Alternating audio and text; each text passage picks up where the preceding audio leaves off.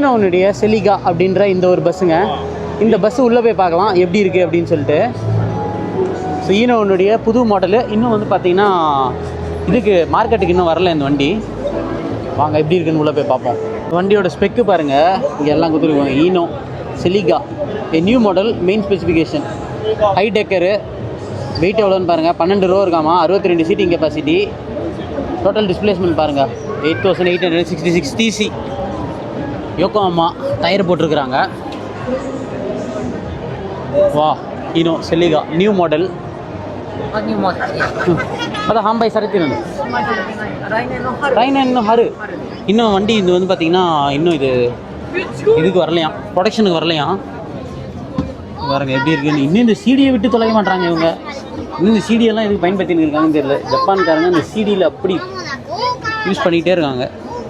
இங்கே பாருங்கள், இங்கே இதுக்குள்ளே. ஸோ டிரைவரோட சீட் எப்படி இருக்கு பாருங்க மேலே.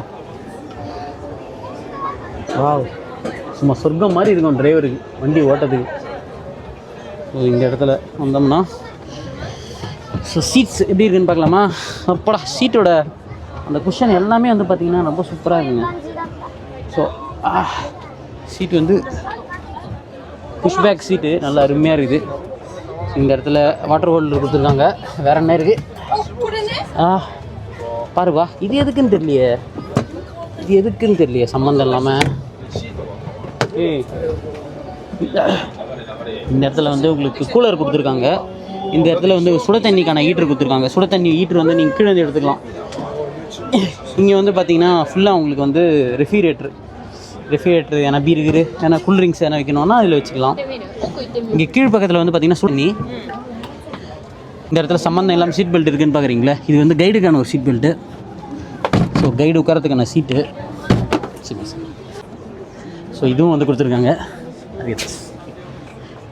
ஓ வண்டி பாருங்கள், எமர்ஜென்சி பிரேக்கா. இங்கேருந்தே ப்ரெஸ் பண்ணால் எமர்ஜென்சி பிரேக் வரும் போல இருக்குது. எதனா வந்து டிரைவருக்கு வந்து எதனா பிரச்சனை வருது அப்படின்னா நீங்கள் வந்து டிரைவருக்கு ஏதோ ஹார்ட் அட்டாக் வந்துச்சு அப்படின்னு வச்சுக்கலாமே.